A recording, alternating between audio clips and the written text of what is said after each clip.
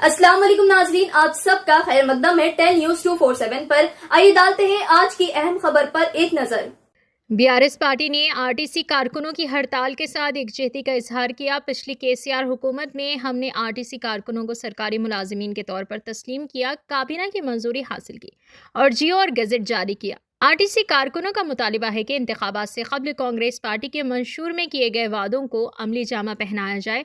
2.5 साल में कांग्रेस पार्टी अपने किए गए वादों को पूरा करने में नाकाम रही है, जिसकी वजह से आरटीसी कारकुनों ने हड़ताल का सहारा लिया। महालक्ष्मी स्कीम के जरिए हुकूमत पर आरटीसी के 3,000 करोड़ रुपए वाजिबुल अदा हैं।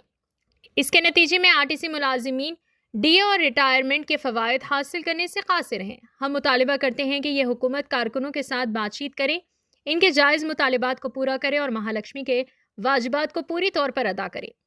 साबिक वजीर MLA हरीश राव ने कहा। आइए नाज़रीन देखें इसी की तफसीली रिपोर्ट। 10 न्यूज़ 247 को लाइक करें, शेयर करें और सब्सक्राइब करना ना भूलें। ఇలా ఆర్టీసీ కార్మికులు రాష్ట్ర వ్యాప్తంగా సమ్మె చేస్తున్నారు. వారి సమ్మెకు బీఆర్ఎస్ పార్టీ సంఘీభావాన్ని తెలియజేస్తా ఉంది.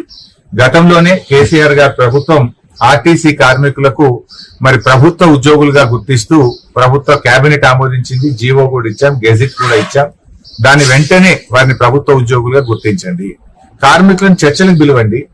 కార్మికులు చర్చలకు పిలవకుండా ప్రభుత్వం యొక్క మొండి వైఖరి విడనాడాలని మీరు ఆ రోజు కాంగ్రెస్ పార్టీ మేనిఫెస్టోలో చెప్పింది అమలు చేయమని కార్మికులు అడుగుతున్నారు. కొత్త విషయాలు అడుగుతలేరు. మీరు ఎన్నికల ముందు ఆర్టీసీ కార్మికులకు ఇచ్చిన హామీలు అమలు చేయమంటున్నారు. అది కూడా వాళ్ళు రాగానే అడగలేదు కదా. 2.5 సంవత్సరాలు ఒప్పుకోబెట్టారు. 2.5 సంవత్సరాల నుంచి ఎందుకు హామీలు అమలు చేయలేదు అని అడుగుతా ఉన్నారు. ఇంకోటి, మహాలక్ష్మి పథకం పెట్టినారు, కానీ ఆర్టీసీకి ఇవ్వాల్సిన డబ్బులు ఇస్తలేరు కదా.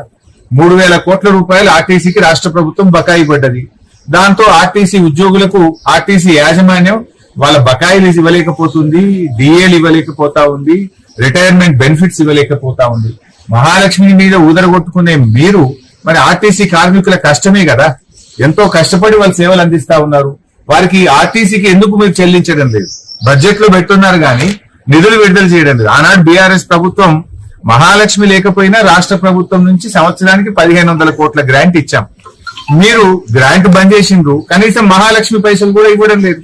తక్షణమే మహాలక్ష్మి డబ్బులు ఆర్టీసీకి విడుదల చేయాలని, కార్మికులతో చర్చ జరిపి కార్మికుల యొక్క న్యాయబద్ధమైన కోరికల్ని తీర్చాలని చెప్పి ప్రభుత్వానికి డిమాండ్ చేస్తాం.